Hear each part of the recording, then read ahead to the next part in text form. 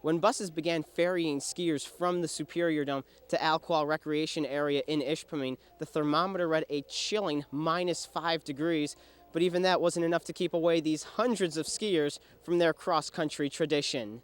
We're also just about a month away from the lakes freezing and ice fishers setting up their camps. And if you plan on heading out there this winter, make sure you bring the proper equipment. Even though the Eskimos are taking after the NHL's Winter Classic for today's outdoor practice, they will still stay in the cozy confines of the Wells Sports Complex this weekend when they play host to Gaylord.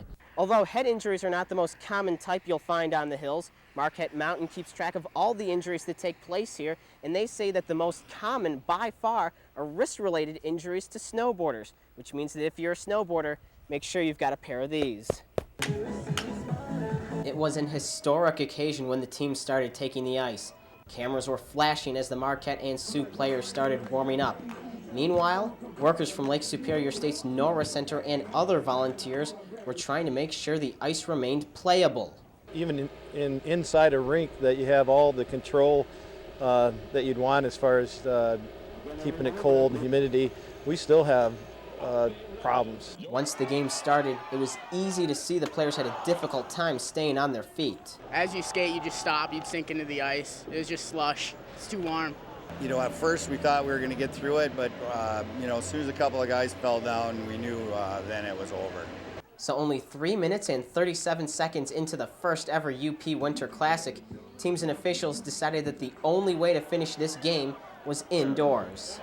Our first goal is safety first, and safety of the players and the teams and the fans, and the referees made a decision, that the best thing to do is to move it to our Polar Stadium. A beautiful sunny day is usually good news when you're trying to play an outdoor sport, but when you're trying to play one of the first ever outdoor high school hockey games, the mid-30 degrees and a glaring sun can present a multitude of problems. Our fear was a snowstorm today, not a sunstorm, and we've been fighting the hot temperatures for the last 3 days, which we didn't expect. Kept shaving it, trying to get down to some harder ice, but as fast as I'd get it down to some decent ice and they'd start skating on it, the sun would be softening it up. Even though the Redmen played well indoors, defeating the Sioux by a 6-2 margin, it's the short time spent outside that everyone involved will remember. We only played for a couple minutes, but it was still fun, like skating around, doing the national anthem outside. Definitely something I'll remember. Sioux area boosters envision this as a once every 4 years type event, so should they try again in 2014, expect the game to take place earlier in the year, or at least earlier in the day. For UGN News, in Sault Ste. Marie, I'm Mike Stark. School is back in session, which means basketball teams are back on the court, and we'll start tonight's coverage with boys high school basketball between Bark River Harris and Republic Michigami. We'll pick it up early in the first quarter. First, off the Hawk turnover, David Mlostek gets the ball. He'll push it up to Brad Ives for the drive and the nifty little lay-in. Later, it'll be Dustin Getzloff with the ball. He passes it off to Bryce Darwin, who passes it right back to Getzloff, who unleashes the three ball. It's good. Broncos by 6. Darwin with it again, feeds Getzloff again, this time with a strong move in the paint for the bucket. But how about this play right here by the Hawks as Taiyu Ahara with the steal, follows it up with a no-look pass to Jacob Finnegan, who throws it up for the basket. But this was the Broncos' night. Getzloff again in the corner, pass inside to Ives for the lefty lay-in. Count it and the foul, and count this as a Bark River Harris win, 85-38. Let's see some other boys' scores from tonight. Superior Central wins at home, 84-70 over Rapid River. Lantz takes down rival Baraga, 52-49. West Iron County wins at North Dickinson, 47-41. Crystal Falls Forest Park all over Watersmeet, 71-22, and Ontonagon took down Chassell, 62-49. Now let's go to girls basketball between Manistique and Westwood. Pick things up in the second quarter. Westwood's Alyssa Chapman has trouble getting the pass away, but it still gets to Courtney Johnson, who drives the baseline for the lane. Patriots up 5. Westwood tries to push it here, but they turn it over. Bailey Lawrence gets it, feeds Carly Kangas for the open layup.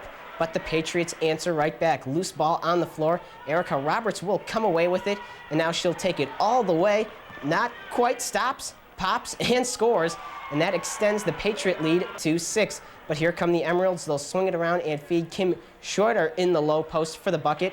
And now we'll move ahead to the third quarter as the Emeralds still trying to get back in it. The pass will go to Lawrence in the corner, baseline drive all the way to the basket, and the Emeralds will take over in this second half, then hold on to the 64-61 win.